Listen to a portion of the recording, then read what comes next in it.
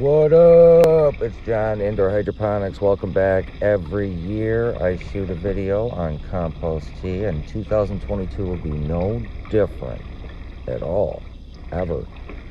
I'm a big fan of Compost Tea, and guys, the reason I am is because I get 20 to 30 pounds of tomato production and huge bell peppers per year applying the stuff. I do prepare my beds and top dress and do all this stuff as a hobby grower, but I think to activate all of that in the soil, a good compost tea is necessary, and more on that later.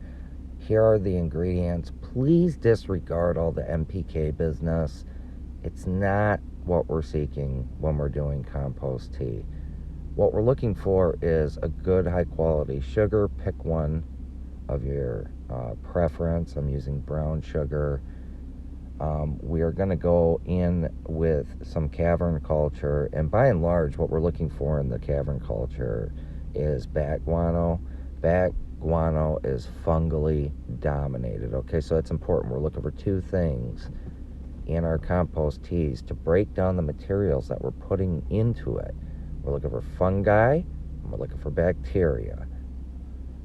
Fish meal is good for bacteria, and it's primarily good. It's got some nitrogen in it and whatnot, but that's good mineral-based fertilizer. Kelp meal has an unbelievably wide array of minerals, okay?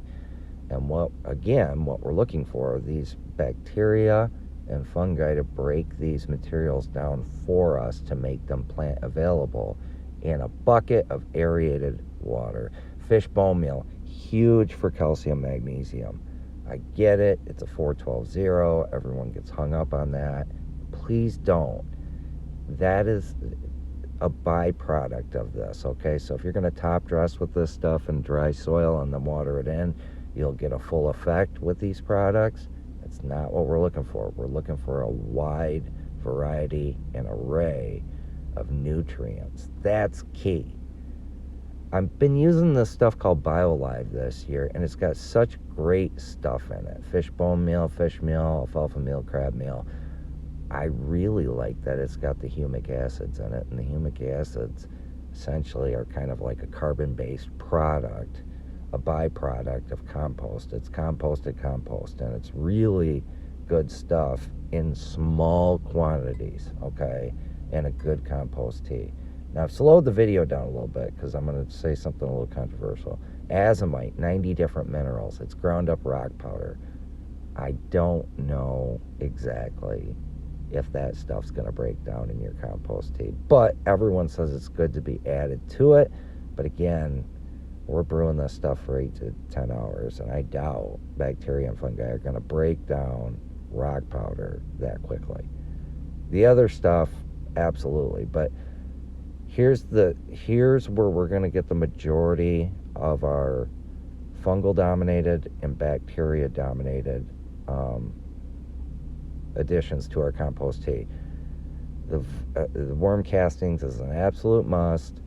That's your fungi dominated compost, and then your lobster compost is going to have tons of bacteria in it, and so that's really important. So, if you don't want to like sift and sieve this product out of your 5-gallon bucket, I would suggest mixing it up, putting it in a pantyhose. That's optional. I go with legs. The knee highs are very nice for this. Okay, so go with knee highs. I went with a nice tan.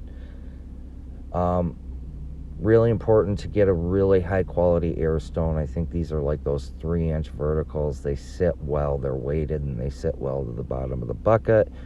You really don't need 2 of them for this.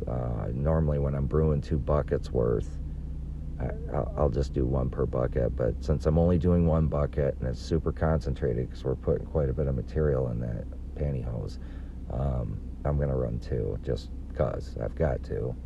I might as well run them. Fill the bucket with dechlorinated water. It's really important to use dechlorinated water. Do not use chlorinated water. It defeats the purpose of the bacteria and fungal growth within the compost tea. Couple additions here. I'm going to put a little bit of fish hydrolysate in there. It looks like I'm adding a lot. It's really less than a tablespoon, so it's not a lot. That stuff is really potent, and I've been playing around with it by itself on some of the plants as well this year. And at the head shop, Bush Doctor, liquid kelp meal. I gotta be honest with you, this stuff was on sale. I wouldn't typically buy bottled kelp, but because it was like, I don't know, I think it was like quarter the price. It's just under its expiration, so I want to use it up. And so I added a little bit of that in there. So I've got dry kelp meal, liquid kelp meal. Kelp is probably the most used organic ingredient that I put into the soil every year, and that's mineral based. There's so many minerals that is picked up in that kelp in the ocean, including salts, which are important for your plants, believe it or not, in small quantities. But I'm looking for those minerals, and that stuff breaks down quick in this stuff. 10 hours later, we've got a super concentrated, and I mean super concentrated, compost tea. A lot of people will brew this stuff for 24 hours. Really, when you're putting this type of material with such high aeration in a 5-gallon bucket, you've got so much activity going on there. And basically, when you get a good frothy foam on the top of it, that means you've got bacteria and fungus in there. And letting it brew too long is not all that good. I mean, the stuff can turn on you. So 24 hours max. I went 10 on this, diluted down 10 to 1. That means that I made 25 gallons of tea out of that 5-gallon bucket. Add it direct to the soil. That's really the most important thing. I know a lot of people put it on the leaves and they build up like this, I don't know, biocoat or whatever on the leaves. Really, really important to get it into the soil so it breaks down the material in your soil. I mean, the whole purpose of this is to get your bacteria and fungus into the soil to break down the matter that is in it. So we're building them, feeding them, and infusing them into the soil. Guys, don't forget to blow your air stones out. Let them run dry until they're completely dry, and your air stones will last for years. I know a lot of people like pull them out and they're all gunked up and nasty. Let them blow out. It's important. Let them blow out. And once they're dried, I mean, you can, like I said, you can use those air stones for years and they won't get gunked up, but you gotta let them run dry. Other than that, it's a great year. A couple weeks later, my garden is booming, and I can attribute that to Compost Tea, guys. So that's this year's version of Compost Tea, and I hope you guys enjoyed the show. As always, please like, subscribe, comment, and love you.